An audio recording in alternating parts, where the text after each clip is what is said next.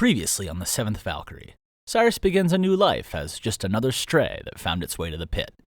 But behind the scenes, there's a lot more to learn about this haven of sex and substance, and you'll find out exactly what Flair has in store for Cyrus next on the Seventh Valkyrie.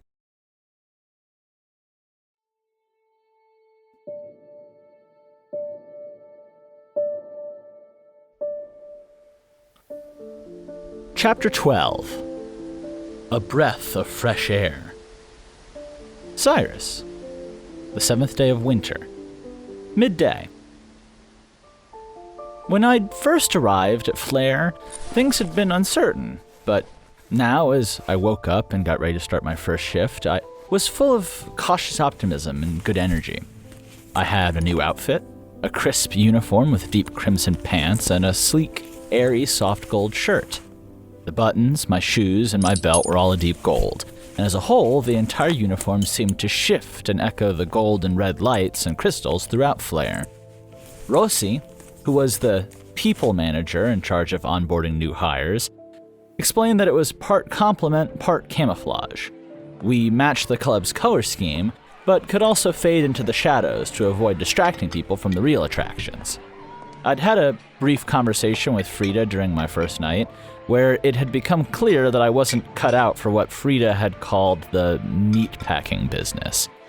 Frida had had quite a few more names for it: Skinvestigation, the Eye Candy Shop, the Bump and Hump and Grind, and a few others that made C laugh and even I didn't understand, but a few questions and a stammering, embarrassing set of answers had convinced Frida that I wasn't cut out for it, whatever you wanted to call it. Apparently, May had sent word that would likely be the case, but Frida told me that they did make a habit of giving new young men the full story, straight and unbiased, so they could make their own decision. Still, I didn't feel pressured, and I think that was the point. Frida made it clear that I was welcome to ask about, train with, or even start apprenticing under the working men if I ever so chose. As it turned out, they made a lot of money, so it was a good career. But Frida also explained that Flair had very strict policies when there were guests in the building. Unless a Flair employee was wearing the bright golden red working man's uniform, they were absolutely off limits to random touching, flirting, groping, or propositions. There were also a number of hand signals, secret phrases, and other systems of communication in place to ensure that everyone had a good time when they were in Flair. No system was perfect, Frida admitted. Any place where work, play, and pleasure blended together in a haze of drugs, drink, and dancing would always have problems with people blurring the lines or crossing them. But, supposedly, problems were dealt with swiftly and uncompromisingly. Most of my first day had been spent starting to understand my surroundings and get introduced to the old city, or at least the area around the pit. Rossi had taken me out to tour me around the main club, the staff areas, the service road, the love nests, which had intrigued C and terrified me, as well as a few restaurants out in the city, and then finally he had taken me back home to introduce me to the many, many people who I'd be living and working with. On May's recommendation, I was to be an SA, or a service assistant, which meant handling all of the grunt work, cleanup, and help behind the bar and in the surrounding area. There were 3 others who had my job too: a Teruvian named Karok, an Icelander named Glan, and a Uveran named Vario. But I would likely only get a chance to meet them if we had a big night, since they all lived somewhere else in the city. Living somewhere else in the city was also apparently pretty common. Most of the working men stayed on site when they were on their rotation, since both club calls and house calls could come in any time of night. It wasn't just them. There were actually a couple people who enjoyed just staying on site and living there because of the atmosphere and camaraderie during the days in Flair, along with a few others like me who had just moved into the city recently or didn't have anywhere else to go. Flair took us all in. That morning, none of my other compatriots were in the main club, so it was only Rossi there to welcome me and introduce me to Clay, the chief bartender, who was there to whip me into shape and turn me into the perfect service assistant. That was when things got a little bit harder. Murnst had said that my gift for sensing was exceptional, but when it came to spending time in the main club room at Flair, sensing seemed more like a curse than a gift. I was only behind the bar for a portion of the morning, where I was trying to listen as Clay explained all the tasks that went into keeping trash cans empty and the floor pristine and the glasses and bottles and kegs full, and all of this contributing ultimately to keeping the customers happy.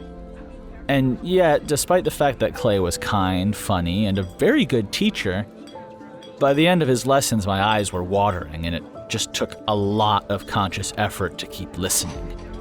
There were just too many emotions and sensations all packed in there with us. The ground was layered with decades worth of grime and water and beer and liquor and vomit, then cleaning products, then another layer on top of that of grime and water and beer and liquor and vomit and cleaning products, and so on, like layers of sediment that had never really been all the way scoured clean. And the bar itself was an entirely other thing. It was 1,000 scents and smells of different liquors, from fruity aromatics to booze so strong that I had to check my eyebrows were still on when Clay gave me a whiff. And then, from the countertop and beyond, came a cloud of different emotions all the time, pulsing and changing just like the magma crystals in the center of the club. Via my nose and my actual physical senses, all that I could pick up on was the smell of perfume and all kinds of sweat and body smell that ranged from inoffensive to completely intolerable. But in and around that smell was this bubbling, churning cloud of feelings. There was a lot of energy in the room, a lot of leftover music, as it were. There was excitement and happiness and lust and some sense of release, and there was also violence and jealousy and some deep, deep sadness that stood out starkly against a lot of the brighter emotions. Most unsettling was this weird clash between hope and hopelessness that seemed to underlie everything. Some people, I guessed, saw the pit as a joyful celebration, while others only saw in it a reminder of how deep their inner darkness was. Or maybe I was just reading too much into it. Clay flicked my ear, snapping me out of a daze that I didn't realize I'd even slipped into. Clay was somehow steadier than most people I'd had the chance to meet, regardless of his bombastic personality. He was over the top, with a filthy mind, a quick wit, and a sort of sensual charisma that matched his wide-open vest with no shirt over some very tight leather pants. But for all of that quick-talking, quick-firing energy, he actually just seemed very consistent, sort of natural, at ease, at peace. A lot of people's energies were a little frantic all over the place, like they didn't know where they wanted to be, but Clay was just Clay, with no bones about it. He flicked my ear again. "You daydreaming, love?" he said, not to mention giving me an eye fuck that has me questioning your declared sexuality. No judgment. I quickly looked away, ashamed that I was so easily distracted here for various reasons, and mumbled an apology. But Clay was quick to reach over, pat me on the shoulder, and give me a friendly look. "You got a gift, Cyrus?" he asked. We'd decided that since the only people who knew my name were dead or Edoran, it was safe for me to use the name Cyrus. No chance for slip-ups where I would be introducing myself and completely forget, which I had admitted would be likely to happen. "I don't know if you'd call it a gift," I said. "I can't really do anything." Sanson can still throw people for a loop here first time they come in. You layer more than a century of heightened emotion into one room, and you're bound to have a pretty loud echo." Do you have a gift, Clay?" I asked. "Who, me?" he said. "Nah, honey, unless you count the gorgeous looks and some mad dick game." I got red. I'm sure that counts to somebody, haha, I said. Clay grabbed my shoulder again. "I'm just messing with you, sweet thing," he said reassuringly. "No, I have not been blessed with that particular ability, but in 8 years I've seen a lot of people with a lot of gifts doing a lot of very crazy things when they come in here. I remember one time, this pair of Sestran girls came in. Must have been their first time in the pit. And I don't know if they was getting enough on the vessel that they took over here. Because they took a few drinks, and before I knew it, the both of them were so hot and bothered they was trying to fuck the same security guards, pulling them off the talent. This is what I'm talking about. People can get overwhelmed. It took a little gift-assisted talking to from Ronnie. That's Crystal's queen. Before they calmed down enough to pay for what they was getting. And even then, it took half the staff rotating shifts to please them that night. Talk about a little overstimulation for us and for them, am I right? Clay waggled his eyebrows and C laughed. Meanwhile, I leaned back against the counter and breathed deep, trying to recollect myself and give a laugh to the answer and step back up and do everything right all at the same time. Yeah. What was the next thing? We were going to talk, I think we were in the middle of talking about, bathroom protocol? For what to... Cyrus, are you sure you're all good to go? I asked. Yeah. I'm sorry, you're right, there's just a lot going on in my head. The old city is a lot. The pit is, a whole lot more so. Clay finished for me, nodding. Here, we were just wrapping up this round of stuff. I got something to show you. I think it might help. Clay led me out back of Flare into the stuffy, still smoky tunnels of the access road. But rather than stopping among the friendly faces that called out at him, Clay led me halfway down towards Crystal and then up through a circling staircase lit by faint light. There were lanterns throughout, filled with a yellowish goo that offered very little illumination, and it was mostly the smooth rock that I traced on my left arm that kept me steadily moving up the stairs behind Clay. Twice the circling stopped and the tunnel straightened, before it finally looped back in on itself and the light got brighter again, this time from sunlight pouring in at the other end of the tunnel. Shielding my eyes, I followed Clay out into the ocean breeze, breathing deep in the fresh air as we strode out into a little patch of flat ground on the top of the rugged mountainside. It seemed a strange place for a lookout, with most of the views in each direction obscured by scrub brush and trees, by wind-worn boulders and little natural contours to the land. Peeking through the plants and trees, you could see little glimpses of the city, and out to the west, the ocean breeze blew in across the mountainside through vines and more scattered flowers and plants. But then I realized that the hidden atmosphere kind of was the point. Now, I asked a while back about who made this, Clay said.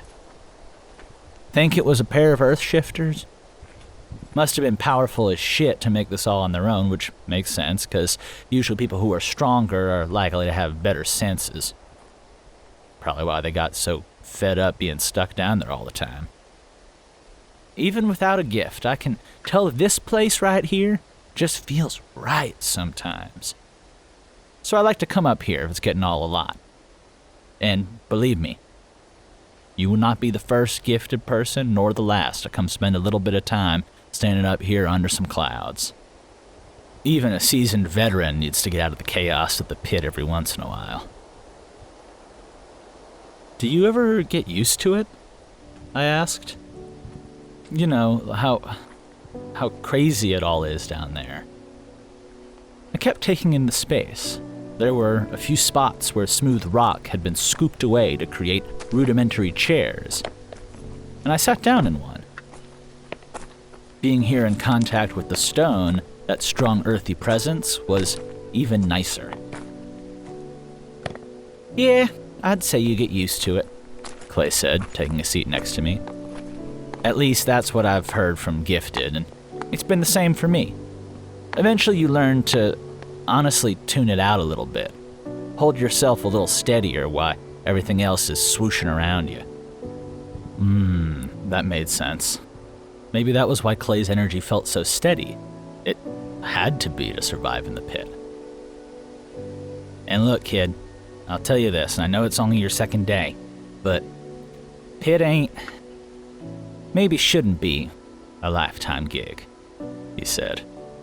That stallion down there, that ripping rainbow hurricane on top of a psychedelic whirlpool? Well, I think everyone deserves to take a spin and ride that shit until they are sore in every orifice.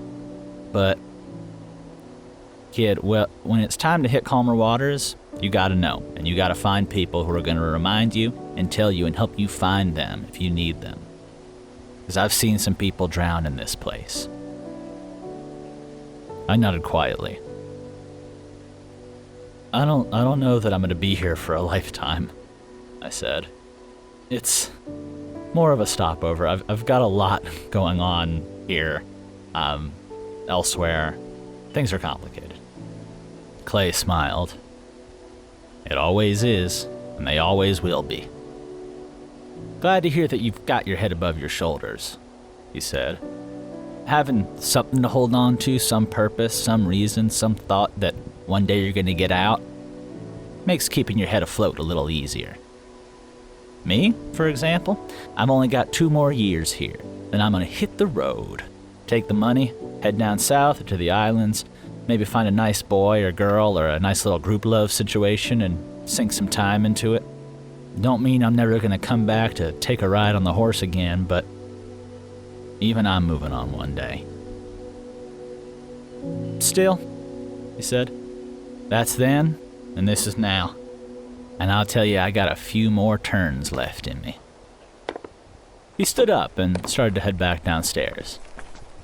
Now I'll go down ahead, holler at the boys to get you a little lunch rolling, he said. And feel free to take a bit more time to cool your head, because after this we're going to be talking about all the ways we assist the beauty boys. He gave me a saucy wink and walked back into the tunnel, leaving me up top to settle in and take a few more breaths of the fresh air. There was a part of me that wanted to dwell on Clay's cautionary tale and worry about drowning here and cycle deeper into the feelings that might cause somebody to get stuck, thinking about my own negative feelings, blah, blah, blah, blah, blah. But the breeze was nice, and the cool air and the sun were dancing over my jacket, and the zone was surprisingly warm. I hadn't realized how tense I'd been until I felt my body slowly rendering and yielding, settling into the rock until the rise and fall of the breeze matched my own breath. From here, the colors of the old city were beautiful, not overwhelming, and I could barely sense the chaos of the pit far beneath me. I could relax, and so I did, and let the sea of oranges and blues, of reds and blacks and purples, of greens and browns, all just play together quietly in songs and streams. It was strange, though. In between the millions of colors, my mind kept seizing upon a few different shades. They never manifested into anything cohesive, no shapes or form, but... And if you asked me to describe them, I would have had to try to capture, like, the idea of how blue smelled, but there was something out there. Like little eddies in the ocean if you were watching from far, far away. There were these little bright lines that kept drawing my mind. And then they were gone. I resolved to ask May about them when I next had the chance.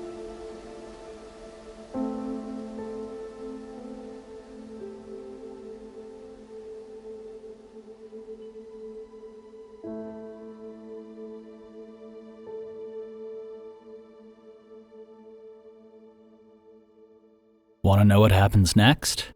Join us on Patreon to become a hero of Edera and get early access to episodes along with bonus features, director's commentary, and the full Tab to archive. You can also find other ways to support us at the links in the description, and we will see you next week.